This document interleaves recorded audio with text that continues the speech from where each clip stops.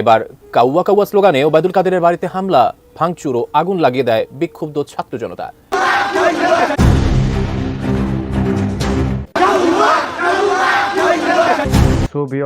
এবার কাউয়া কাউয়া স্লোগানে ভাঙচুর ওবায়দুল কাদেরের বাড়ি, বিস্তারিত জানতে পারবেন ভিডিওতে।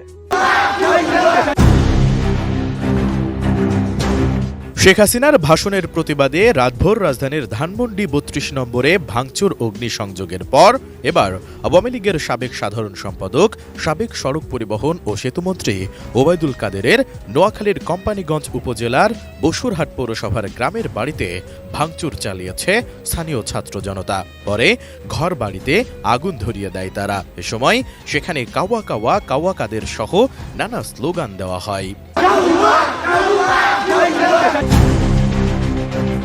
বৃহস্পতিবার দুপুর 1:15টার দিকে ফ্যাসিবাদ বিরোধী স্লোগান দিয়ে বসুরহাট পৌরসভার ১ নং ওয়ার্ড বড় রাজাপুর এলাকার কাদেরের বাড়িতে প্রবেশ করে স্থানীয় বৈষম্য বিরোধী ছাত্ররা।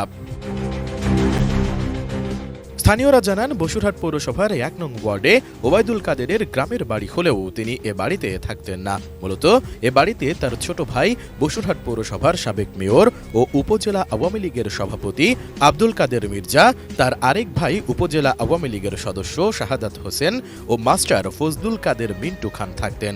নোয়াখালী সফরে আসলে ওবায়দুল কাদের এ বাড়িতে আসতেন এবং দুপুরে খাওয়া দাওয়ার পর বিশ্রাম নিয়ে পুনরায় চলে যেতেন।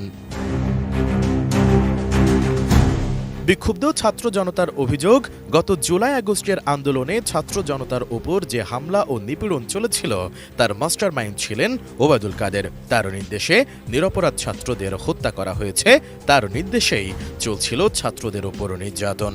আওয়ামী লীগের বেশিরভাগ অপকর্মের মূল হোতা ওবায়দুল কাদের বলেও অভিযোগ করেছে তারা।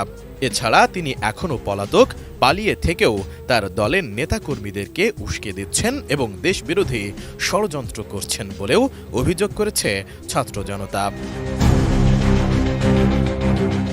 ছাত্র জনতা আরও অভিযোগ করেন, গত ৫ আগস্টের পর ওবায়দুল কাদেরের ভাইয়েরা তাদের পরিবার নিয়ে পালিয়ে যাওয়ার পর কে বা কারা ইন্ধন দিয়ে তার ক্ষতিগ্রস্ত বাড়িটি পুনর্নির্মাণ কাজ চালাচ্ছে। তারা এ ঘটনায় জড়িতদের চিহ্নিত করে বিচারের দাবি করেছেন।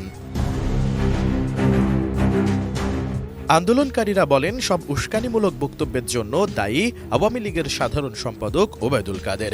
সেই রাগ ও ক্ষোভের বহিঃপ্রকাশ ঘটাচ্ছেন ছাত্র জনতা। এমন খারাপ রাজনীতি করলে তাদের পরিণতিও অনুরূপ হবে, এটাই শেষ কথা বলে হুঁশিয়ারি উচ্চারণ করেন তারা। এরকম নিত্য নতুন ভিডিও পেতে চ্যানেলটিকে সাবস্ক্রাইব করুন। দেখা হবে নতুন কোনো ভিডিওতে। সে পর্যন্ত ভালো থাকবেন। আল্লাহ হাফেজ।